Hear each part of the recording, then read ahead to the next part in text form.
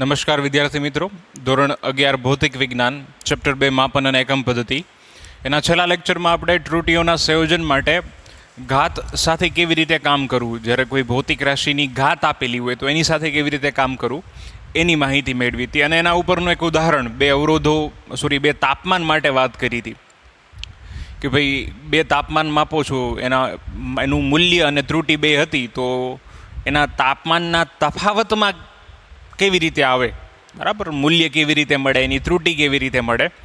હવે એનાથી એક સ્ટેપ આગળ ઉદાહરણ નંબર 10 જોઈએ. ઉદાહરણ નંબર 10માં આપણને બે અવરોધોના મૂલ્ય આપ્યા છે.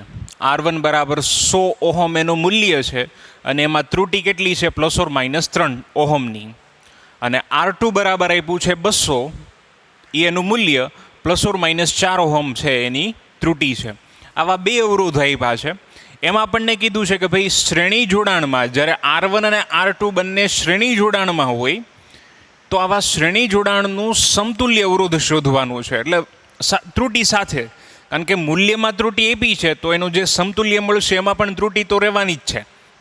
એટલે શ્રેણી જોડાણ માટે સમતુલ્ય અવરોધ શોધવાનું છે. અને શ્રેણી જોડાણનું સૂત્ર તમે 10મામાં ભણી ગયા છો કે શ્રેણી જોડાણ હોય ત્યારે બંને અવરોધોનો સીધો શું કરવાનો થાય, સરવાળો. તો આનો ઉપયોગ કરવાનો છે. અને બીમાં એવું કીધું છે કે જો આ બંને અવરોધો સમાંતર જોડાણમાં હોય ત્યારે સમતુલ્ય અવરોધ અને ત્રુટી કેટલી હોય એ મેળવવાનું છે. અને સમાંતર જોડાણ માટે આપણને ખબર જ છે, વ્યસ્તનો સરવાળો પરિણામીનું વ્યસ્ત આપે. દાખલા તરીકે R1નો વ્યસ્ત અને R2નો વ્યસ્ત લ્યો, બેયનો સરવાળો કરો તો બેયના સમાંતર જોડાણનો જે પરિણામી હોય RP એનું વ્યસ્ત આપે. આ એનું મૂલ્ય આપણે આવી રીતે મેળવવાનું છે. અને ત્રુટી માટે તમને આવડું આ કહી દીધું છે. જનરલી આપણે ΔR/R બરાબર ΔR1/R1 વત્તા ΔR2/R2 એવું લઈએ છીએ, પણ અહીંયા સ્ક્વેર છે. શું કામ? તો કે આના માટે જ્યારે તમે ત્રુટીનું ગણતરી કરશો ત્યારે છેદમાં સ્ક્વેર થઈ જશે. એની પાછળના રીઝન આપણે આગળ જોશું. અત્યારે તમને હિન્ટમાં આપી દીધું છે કે આનો ઉપયોગ કરવાનો છે ત્રુટી મેળવવા માટે. ΔRP મેળવવો છે તો આ સૂત્રનો ઉપયોગ કરવાનો છે એવું કહી દીધું છે. ΔRP એટલે કે પરિણામીમાં ત્રુટી છેદમાં RP² એટલે કે પરિણામીનો વર્ગ બરાબર ΔR1 એટલે કે પહેલાની ત્રુટી છેદમાં પહેલાનો વર્ગ એટલે કે 100નો વર્ગ, એવી રીતના આપણે કિંમત મૂકશું, વત્તા ΔR2 એટલે બીજાની ત્રુટી છેદમાં R2² એટલે કે જે બીજાનું મૂલ્ય છે એનો વર્ગ. તો આટલી રકમ આપણને આપી છે. આનો ઉપયોગ કરીને આપણે બેયનું સોલ્યુશન મેળવવું છે. એમાં જોઈએ તો પહેલાં કીધું છે શ્રેણી જોડાણ માટે, બરાબર, એમાં શ્રેણી જોડાણ હતું. તો શ્રેણી જોડાણમાં આપણને ખબર છે મૂલ્યનો સીધો સરવાળો થાય. જ્યારે બે અવરોધો શ્રેણીમાં હોય ત્યારે આપણે એના મૂલ્યનો સરવાળો કરીએ છીએ તો એના ત્રુટી માટે સરવાળો થાય, બરાબર.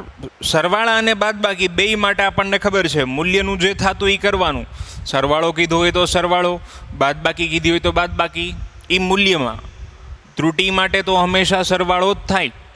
એટલે અહીંયા શ્રેણી જોડાણનું સમતુલ્ય અને R સિરીઝ RS કહી દઈએ તો એ થાય R1 વત્તા R2 એટલે બેયના મૂલ્યોનો સીધો સરવાળો R1 + R2 which is equals to 100 + 200 એટલે પરિણામીનું મૂલ્ય કેટલું મળશે આપણને, 300 ઓહમ મળશે.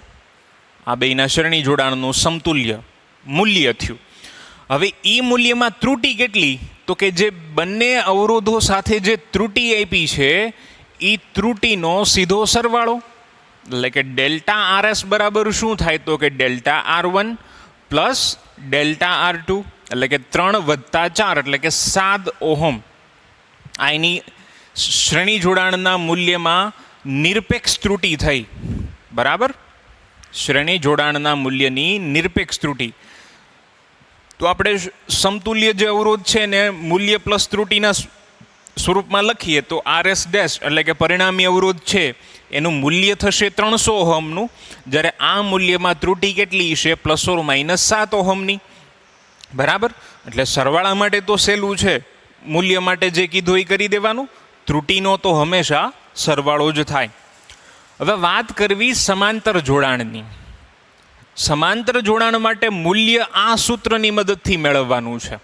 1/RP એટલે કે parallel equals to 1/r1 plus 1/r2.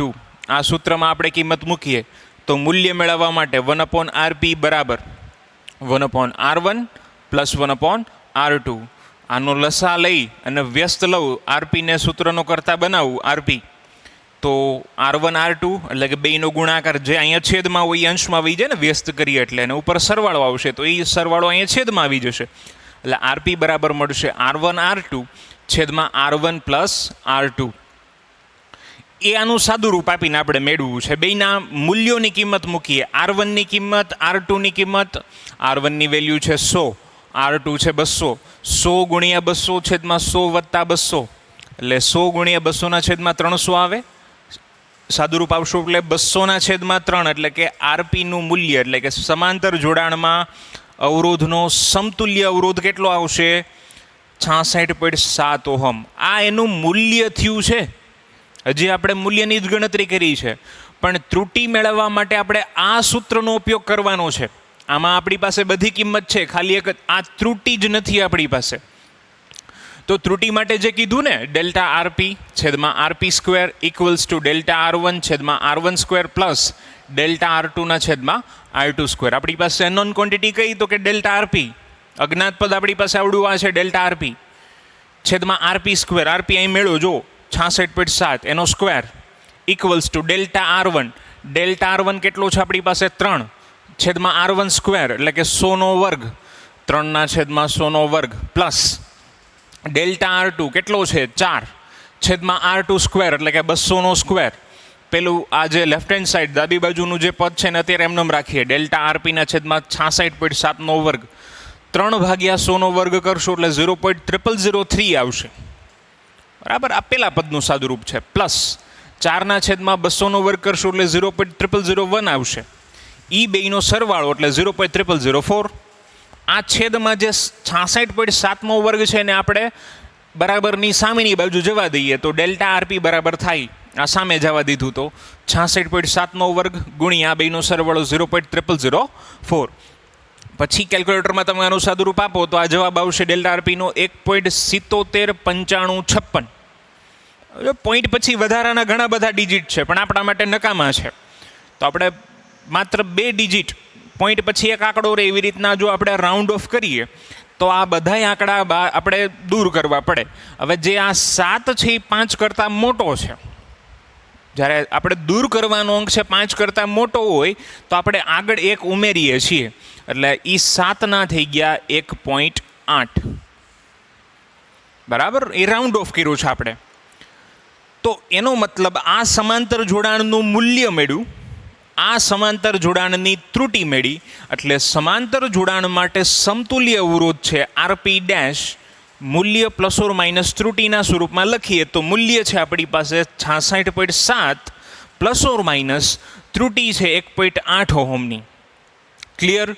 તો અહીંયા આપણને આ તો આપ્યું હતું એટલે આપણે આનો ઉપયોગ કર્યો. ઇનકેસ MCQની વાત કરું કે પછી 1 માર્ક્સના ક્વેશ્ચનની વાત કરું તો આ નો આપ્યો હોય તો પાછો ખ્યાલ હોવો જોઈએ કે ભાઈ અવરોધનું જ્યારે સમાંતર જોડાણ હોય તો એના માટે ત્રુટિ આવી રીતે મળશે.